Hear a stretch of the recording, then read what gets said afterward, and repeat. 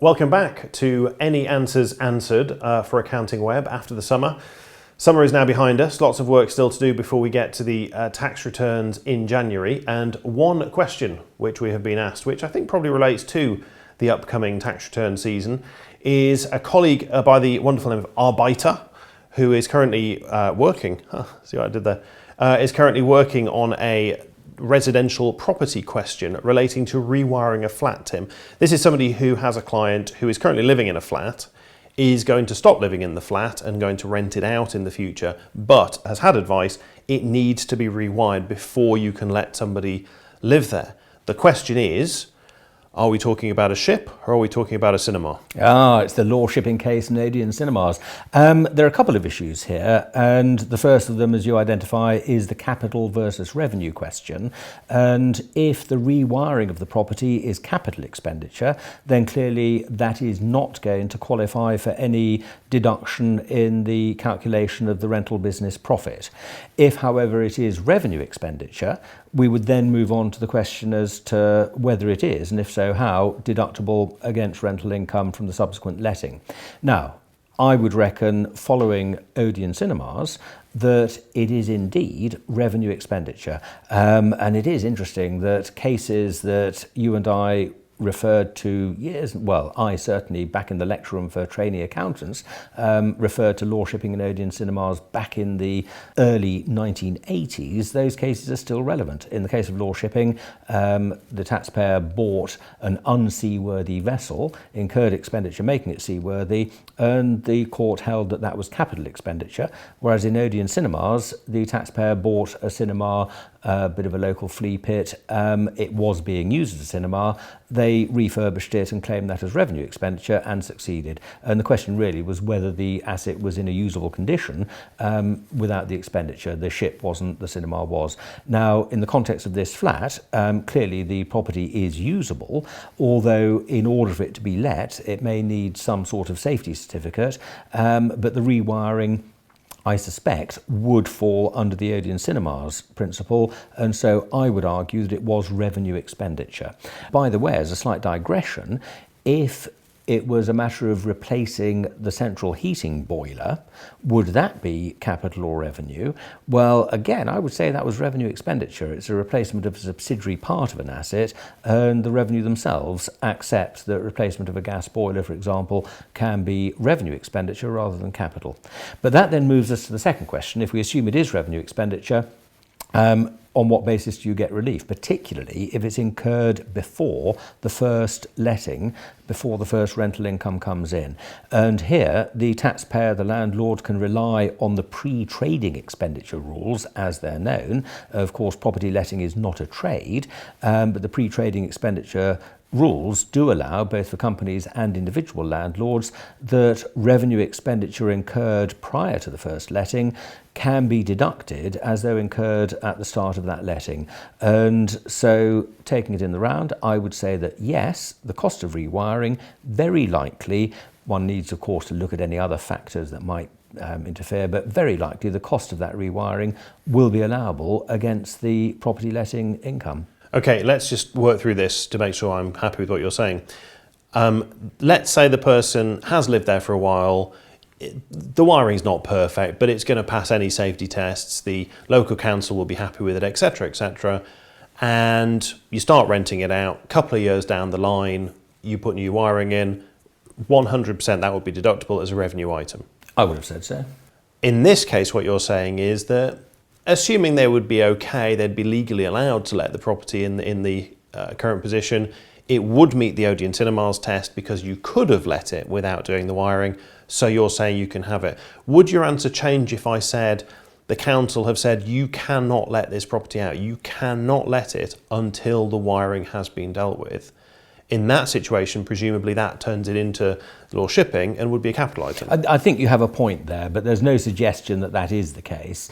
And indeed, one would then have to say, well, actually, what if you simply disregarded the council, put a tenant in? I've no doubt there are many landlords who have tenants in properties that don't meet council and other legal requirements. It doesn't stop you generating the income from it, whereas in law shipping, it was unseaworthy, could not have generated any income. Okay, And then the other point you made, which was an excellent one, related to repair and the difference between a renewal and a repair. And your example was a boiler.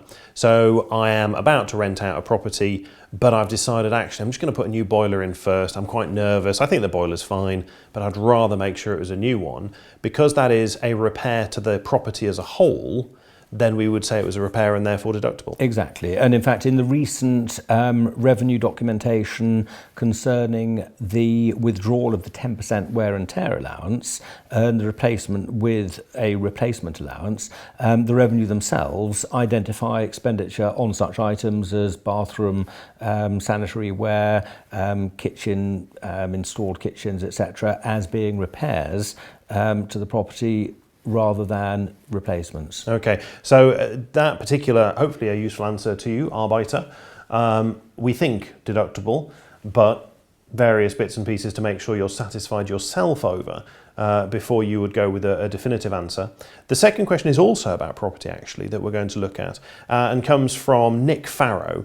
And his question, I think, funnily enough, again, could be affected by changes at the moment to the way we look at rental property.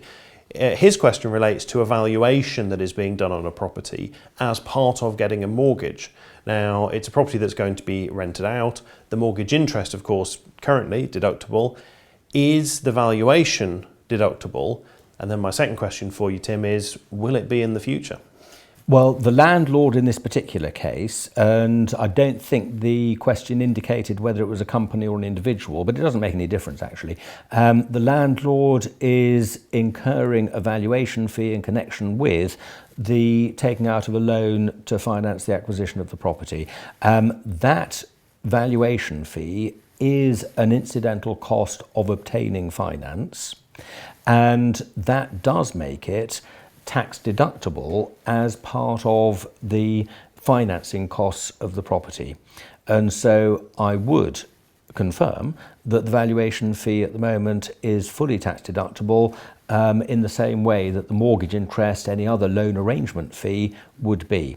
I don't think that it is part of the capital expenditure. I don't think it's an incidental cost of acquisition in the way that the legal fees to acquire the property would be. It is instead an incidental cost of obtaining finance, and that would be allowed as a revenue deduction against the letting income. Point number one. But you then raise the interesting question as to whether this would be affected by the restrictions on mortgage interest relief that are coming into effect from April 2017, but only for individuals. Of course, if it's a company that owns the property, those restrictions are irrelevant.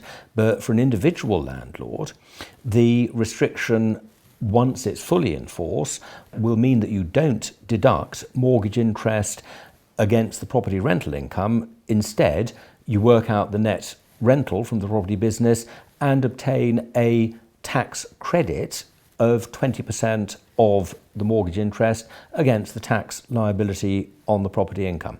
Now, where does that leave valuation fees? Are they deductible against the property rental, or are they going to be subject to that same restriction when it's fully in effect of 20% only? And the answer is the latter. And the restriction to a tax deduction, a tax credit if you like, of 20% rather than full tax relief as an expense applies not just to the interest itself, but to any incidental financing costs, including a valuation fee. Okay, so very important. Yes, the first answer to Nick's question is yes, you do get the deduction at the moment, but in the future it will form part of these overall financing costs of rental property for an individual, as you say, and therefore would be restricted in exactly the same way. So incur the cost now, perhaps. Don't wait until you get to 2017 and those slight changes. Do join us again for Any Answers Answered. Also remember you can join us for Tax TV every month at ptpinteractive.com. For this episode though, bye-bye. Bye-bye.